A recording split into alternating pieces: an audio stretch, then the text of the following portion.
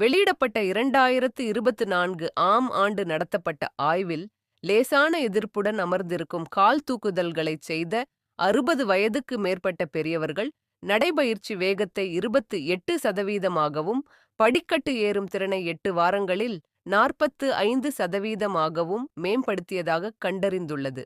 பெரும்பாலான மக்கள் உணர்ந்ததை விட அந்த எண்கள் மிகவும் முக்கியம். நடைபயிற்சி வேகம் என்பது உடற்பயிற்சியை பற்றியது மட்டுமல்ல. மெதுவான நடை வேகம் அதிக வீழ்ச்சியுடன் வலுவாக இணைக்கப்பட்டுள்ளதால் மருத்துவர்கள் உண்மையில் இதை 6வது முக்கிய அறிகுறி என்று அழைக்கிறார்கள். ஆபத்து, சுதந்திர இழப்பு மற்றும் குறுகிய ஆயுட்காலம். நடைபயிற்சி செய்யாத போது இந்த பயிற்சி ஏன் வேலை செய்கிறது என்பது இங்கே.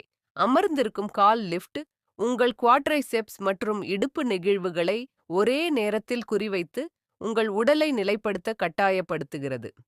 இவைதான் நீங்கள் நிற்கும்போது, படிக்கட்டுகளில் ஏறும்போது அல்லது நாற்காலியிலிருந்து எழும்போது உங்கள் கால்களை வேலை செய்ய வைக்கும் சரியான தசைகள்.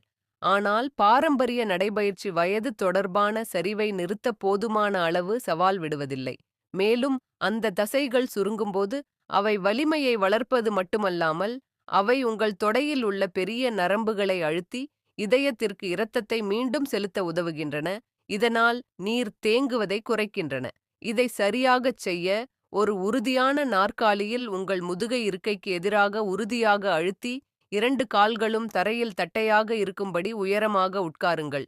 மெதுவாக ஒரு காலை நேராக தூக்குங்கள். உங்கள் முன்னால் முழங்காலை நேராக வசதியாக வைத்திருங்கள். 2 வினாடிகள் பிடித்து பின்னர் உங்கள் பாதத்தை கீழே விடாமல் மெதுவாக குறைக்கவும். அது ஒரு முறை. ஒரு காலில் 10 முதல் 15 முறை செய்யவும், பின்னர் பக்கங்களை மாற்றவும். பெரும்பாலான மக்கள் தவறவிடும் விவரம் தோரணை. நாற்காலிக்கு எதிராக உங்கள் முதுகை வைத்திருப்பது வேகத்தை தடுக்கிறது மற்றும் சரியான தசைகளை வேலையைச் செய்ய கட்டாயப்படுத்துகிறது. சுழற்சி நன்மை இங்கிருந்து வருகிறது. இது எளிதாகும்போது ஒளி எதிர்ப்பைச் சேர்க்கவும். கணுக்கால் எடைகள் அல்லது எதிர்ப்பு பட்டை 1 அல்லது 2 பவுண்டு கூட வேறுபாட்டை ஏற்படுத்துகிறது. எந்த வயதிலும் தசைகள் முற்போக்கான எதிர்ப்புக்கு வினைபுரிகின்றன. மேலும் வயதானவர்கள் பெரும்பாலும் குறைந்த அடிப்படையிலிருந்து தொடங்குவதால் வேகமாக மேம்படுகிறார்கள் என்பதை ஆராய்ச்சி காட்டுகிறது. இந்த இயக்கம் விறைப்பை குறைக்கிறது, நடை சகிப்புத்தன்மையை மேம்படுத்துகிறது மற்றும் மேல் கால்கள் வழியாக இரத்தத்தை நகர்த்தும் தசைகளை வலுப்படுத்துகிறது. கணுக்கால் பம்புகளால் மட்டும் செய்ய முடியாத ஒன்று. ஆனால் உங்கள் சமநிலை அமைப்பு சரியாகச் செயல்படவில்லை என்றால் வலுவான தொடைகள் கூட உங்களை பாதுகாக்காது. இயக்கம் எண் 3. கன்று பம்ப் ஆதரவுடன் நடக்கவும். இது தசைக்குழு மருத்துவர்கள் அரிதாகவே சோதிக்கிறார்கள். ஆனால் இது பெரும்பாலும் முதியவர்கள் தங்கள் சுதந்திரத்தை இழக்கும் முதல் காரணம். வயதான தரவை மதிப்பாய்வு செய்யும் அனுபவமுள்ள ஆராய்ச்சியாளர்களை கூட அதிர்ச்சிக்குள்ளாக்கிய ஒன்று இங்கே. தேசிய முதியோர் நிறுவனம் மேற்கோள் காட்டிய ஒரு மைல்கல் அறிக்கை. 60 வயதுக்கு மேற்பட்ட ஒருவர் சுதந்திரத்தை தக்க வைத்துக் கொள்கிறாரா என்பதற்கான வலுவான முன்னறிவிப்புகளில் ஒன்று கன்று வலிமை என்று கண்டறிந்துள்ளது. வலுவான கன்றுகளை கொண்ட முதியவர்கள் வியத்தகு முறையில் குறைவான வீழ்ச்சிகளை கொண்டிருந்தனர் மற்றும் உதவி வாழ்க்கை தேவைப்படுவதற்கான வாய்ப்புகள் மிகக் குறைவு. பெரும்பாலான மக்கள் உணர்ந்ததை விட இது ஏன் முக்கியமானது என்பதற்கான காரணம் இதுதான். உங்கள் கன்று தசைகள் ஒரு இயந்திர பம்பை போல செயல்படுகின்றன. அவை சுருங்கும் ஒவ்வொரு முறையும் அவை கீழ்காலில் உள்ள ஆழமான நரம்புகளை அழுத்தி ஈர்ப்பு விசைக்கு எதிராக இரத்தத்தை மேல் நோக்கி செலுத்துகின்றன. பலவீனமான கன்று தசைகள் என்றால் இரத்தக் குவிப்புகள், வீக்கம் அதிகரிப்பது, ஆக்சிஜன் விநியோகம் குறைவது மற்றும் சமநிலை எதிர்வினைகள் மெதுவாகின்றன. இதனால்தான் அறுவை சிகிச்சை நிபுணர்கள் மற்றும் மறுவாழ்வு குழுக்கள் இந்த இயக்கத்தின் மீது வெறித்தனமாக உள்ளனர். இது கிட்டத்தட்ட மிகவும் எளிமையானதாகத் தோன்றினாலும் இந்த இயக்கத்தை வேறுபடுத்துவது இதுதான். இது வலிமையை உருவாக்குவது மட்டுமல்லாமல் அதே நேரத்தில் சுழற்சி மற்றும் சமநிலையை மீண்டும் பயிற்றுவிக்கிறது. சரியான உங்கள் உடல் வீழ்ச்சியை தடுக்க நம்பியிருக்கும் சரியான சேர்க்கை. இந்த பயிற்சியை சரியாகச் செய்ய ஒரு நாற்காலி அல்லது கவுண்டர் டாப்பின் பின்னால் நின்று லேசாக பிடித்துக் கொள்ளுங்கள். உங்கள் கால்களின் பந்துகளில் எழுந்து உங்கள் குதிகால்களை வசதியாக உயரமாக உயர்த்தவும். மேலே 2 முதல் 3 வினாடிகள் இடைநிறுத்தவும். கீழே அல்ல, நேராக முன்னால் பார்க்கவும். பின்னர் மெதுவாக கீழே இறக்கி கீழே வர சுமார் 3 வினாடிகள் ஆகும். இங்கே முக்கியமானது வேகம். மேலே உள்ள அந்த சுருக்கமான இடைநிறுத்தம்தான் மந்திரம் நடக்கும் இடம். இது உங்கள் சமநிலை அமைப்பு மற்றும் கன்று தசைகளை ஒன்றாகச் சூட வைக்கிறது. நீங்கள் தடுமாறும் போது, உங்களை பிடிக்கும்போது சரியாக என்ன நடக்கும்? 10 முறை மீண்டும் மீண்டும் செய்யத் தொடங்குங்கள். வலிமை மேம்படும்போது 20 அல்லது 25 முறை வரை வேலை செய்யுங்கள். காலப்போக்கில் இந்த ஒற்றை இயக்கம் கணுக்கால் நிலைத்தன்மை, சுழற்சி மற்றும் எதிர்வினை வேகத்தை ஒரே நேரத்தில் மேம்படுத்துகிறது. உங்கள் மூட்டுகளை அழுத்தாமல் கால் வீக்கத்தை குறைப்பதற்கும் விழும் அபாயத்தை குறைப்பதற்கும் இது மிகவும் நேரடி வழிகளில் ஒன்றாகும். இப்போது முதல் 2 பயிற்சிகளை நெருங்கி வருகிறோம். இங்குதான் எல்லாம் மாறுகிறது. 2வது இயக்கம் ஒற்றை கால் சுழற்சி பிடிப்பு. எங்கள் 2ஆம் இடம் ஒற்றை கால் நிலைப்பிடிப்புக்குச் செல்கிறது. எலும்பியல் அறுவை சிகிச்சை நிபுணர்கள் 75 வயதுக்கு மேற்பட்ட எவருக்கும் முற்றிலும் அவசியமானதாக கருதும் பயிற்சிகளில் ஒன்று. இதை நீங்கள் சமநிலை என்று நிராகரிப்பதற்கு முன், வயதான ஆராய்ச்சியை மதிப்பாய்வு செய்யும் அனுபவம் வாய்ந்த மருத்துவர்களைக் கூட அதிர்ச்சிக்குள்ளாக்கிய ஒன்று இங்கே.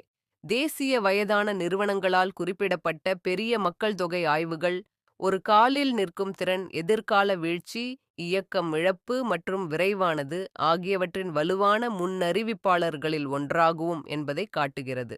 60 வயதிற்குப் பிறகு உடல் சரிவு.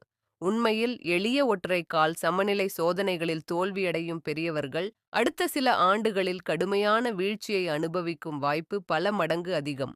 விழுவது தொடங்கியதும் இரத்த ஓட்டம் எப்போதும் மோசமடைகிறது, சிறப்பாக இல்லை. இரத்த ஓட்டத்திற்கு இது ஏன் முக்கியமானது என்பது இங்கே.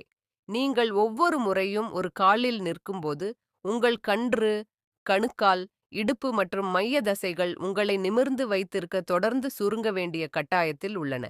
அந்த நீடித்த சுருக்கம், நீடித்த தசை பம்ப் விளைவை உருவாக்குகிறது, குறிப்பாக கன்றுகளில் இரத்தத்தை கீழ்கால்களில் இழுக்க விடுவதற்கு பதிலாக மேல்நோக்கி தள்ளுகிறது.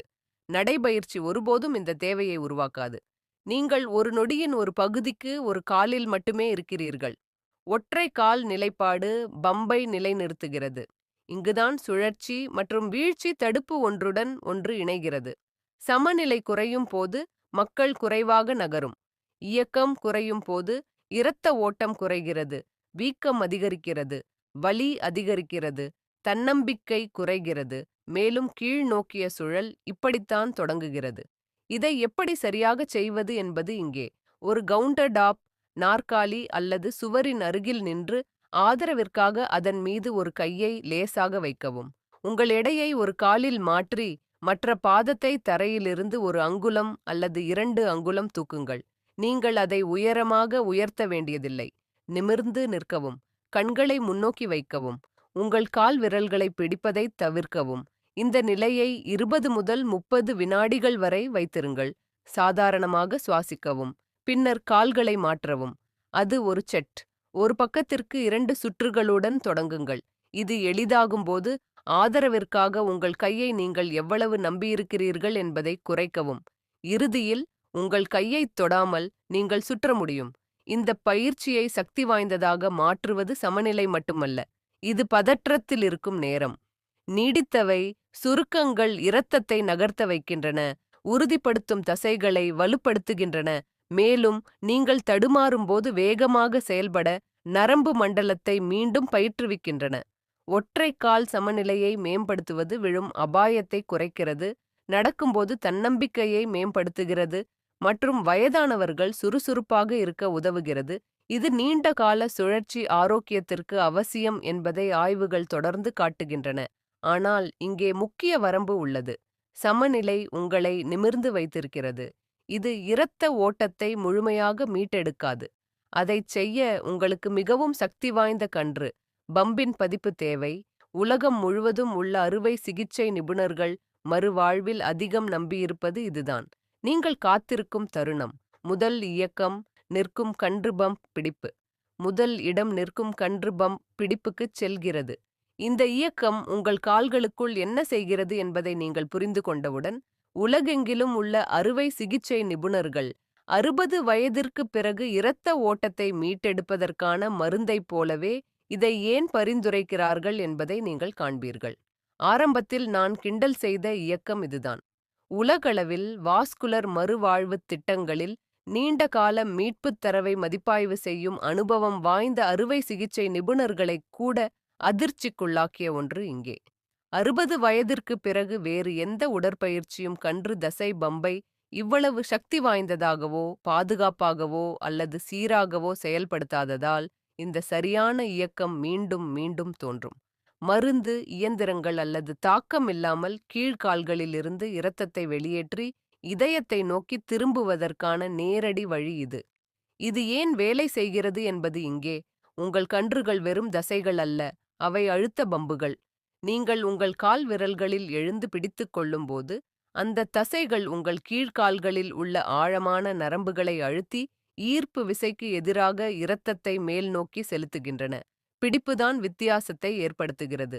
இது பம்பை நீண்ட நேரம் ஈடுபாட்டுடன் வைத்திருக்கும் தேக்கம், வீக்கம் மற்றும் மந்தமான திரும்பும் ஓட்டத்தை சமாளிக்கும். நடைபயிற்சி இதைச் செய்யாது. கணுக்கால் பம்புகள் அமைப்பை தயாரிக்கின்றன. ஒற்றை கால் நிலைப்பாடு கட்டுப்பாட்டை பயிற்றுவிக்கிறது, ஆனால் குதிகால் உயர்த்துதல்கள் ஒரு பிடியுடன் இரத்தத்தை தீவிரமாக நகர்த்தி அதை நகர்த்த வைக்கின்றன. இதனால்தான் அறுவை சிகிச்சை நிபுணர்கள் இதை அதிகம் நம்பியுள்ளனர். அதை எப்படிச் செய்வது என்பது இங்கே. ஒரு நாற்காலி அல்லது கவுண்டர் டாப்பின் பின்னால் நின்று சமநிலைக்காக லேசாக பிடித்துக் கொள்ளுங்கள். உங்கள் கால்களை இடுப்பு அகலமாக தள்ளி வைக்கவும், மெதுவாக மேலே எழுந்து உங்கள் குதிகால்களை வசதியாக உயர்த்தவும். இப்போது இடைநிறுத்தவும். சாதாரணமாக சுவாசித்து நேராக முன்னால் பார்க்கும்போது மேல் நிலையை 3 முதல் 5 வினாடிகள் வைத்திருங்கள். பின்னர் மெதுவாக கீழே இறக்கி மீண்டும் கீழே வர சுமார் 3 வினாடிகள் ஆகும். அது ஒரு மறுபடியும். 8 முதல் 10 மறுபடியும் தொடங்குங்கள். காலப்போக்கில் கட்டுப்பாட்டுடன் 15 அல்லது 20 வரை வேலை செய்யுங்கள். இங்கே முக்கியமானது பிடிப்பு. அங்குதான் மந்திரம் நடக்கும். இந்த நீடித்த சுருக்கம் கன்று பம்பை முழுமையாக ஈடுபாட்டுடன் வைத்திருக்கிறது.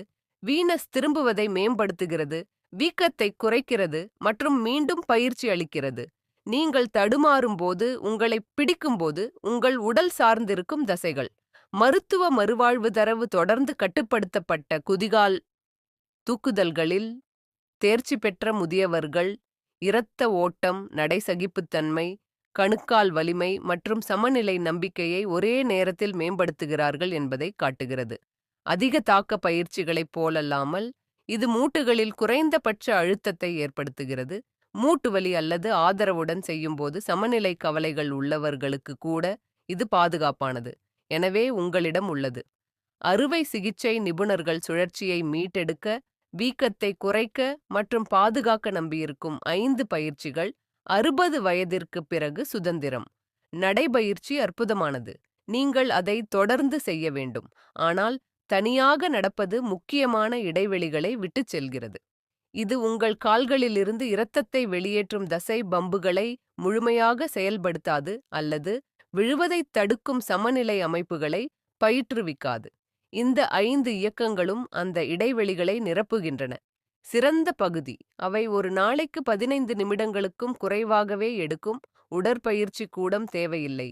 வீட்டிலேயே பாதுகாப்பாக செய்ய முடியும். இப்போது உங்களிடமிருந்து கேட்க விரும்புகிறோம், இந்த பயிற்சிகளில் எது உங்களை மிகவும் ஆச்சரியப்படுத்தியது? அல்லது இன்று நீங்கள் எதைத் தொடங்குகிறீர்கள்? கீழே ஒரு கருத்தை இடுங்கள். ஒவ்வொன்றையும் நாங்கள் படிக்கிறோம். நீங்கள் செல்வதற்கு முன் உங்கள் திரையில் அடுத்த வீடியோவை தவிர்க்க வேண்டாம். 60 வயதிற்கு பிறகு கால் வலிமை, சமநிலை மற்றும் மூட்டு நிலைத்தன்மையை வளர்ப்பதற்கு நடைபயிற்சியை விட சுவர் அடிப்படையிலான உடற்பயிற்சி சிறப்பாக செயல்படும் என்று ஒரு அறுவை சிகிச்சை நிபுணர் இப்போது கூறுகிறார். இது மிகவும் எளிமையாகத் தோன்றுவதால் பெரும்பாலான மக்கள் இதை புறக்கணிக்கிறார்கள். ஆனால் சரியாகச் செய்யும்போது முடிவுகள் வியத்தகு முறையில் இருக்கும். அடுத்து அதை பாருங்கள். இதிலிருந்து உங்கள் கால்களுக்கு நீங்கள் எவ்வாறு பயிற்சி அளிக்கிறீர்கள் என்பதை இது மாற்றக்கூடும். பார்த்ததற்கு நன்றி. இதுவரை நீங்கள் எத்தனை டாக்டர்களை பார்த்திருப்பீர்கள்? எத்தனை மருந்துகளை எடுத்திருப்பீர்கள்? ஆனால் பிரச்சனை இன்னும் சரியாகலையா? அதனால்தான் உங்களுக்காகவே நான் இந்த புக்கை உருவாக்கியிருக்கேன். இதில் மிகவும் சிம்பிளான, சேஃபான, வீட்டிலேயே செய்யக்கூடிய வழிமுறைகள் இருக்கிறது. விலை வெறும் ₹199 மட்டும்.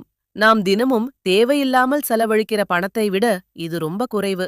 ஆனால் இதன் பயன் உங்கள் வாழ்க்கையையே மாற்றக்கூடும். லிங்கை டிஸ்கிரிப்ஷன்ல கொடுத்திருக்கேன். பின் காமெண்ட்லயும் போட்டிருக்கேன். இப்போரே போய் வாங்குங்க.